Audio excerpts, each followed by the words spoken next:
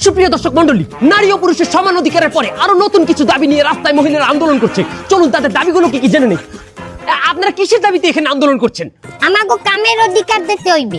আপনারা কি কাম করেন? আমরা অনলাইনে কাম করি, ইমোতে কাম করি। ইমোতে কি কাম? আকাম, সোজা কথা আকাম করি ইমোতে। কি অধিকার চাই আপনাদের? আমাগো ফ্রিল্যান্সিং কার্ড বানাই দিতে হইবে। কি বলেন? ইমোর সাথে ফ্রিল্যান্সারের কি সম্পর্ক? তো ফ্রিল্যান্সাররা কি হরে ডলার কামায়, আমরাও তো ইমোতে ডলার কামাই। আমরা দেশি লোকের লগে ই করি না, আমরা ই করি ইমোতে বিদেশি গো লগে। আচ্ছা, আপনারা যে দাবিটা করছেন এটা কি স্বাভাবিক?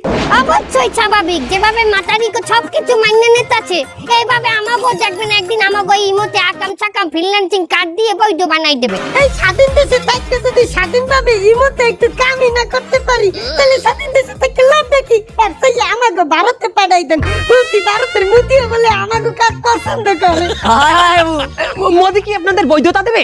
অবশ্যই। আর মোদি আমাগো কাট করে দেবে, কইছে আমাগো রাঙ্গি কাট আর সিনাল কাট করে দেবে।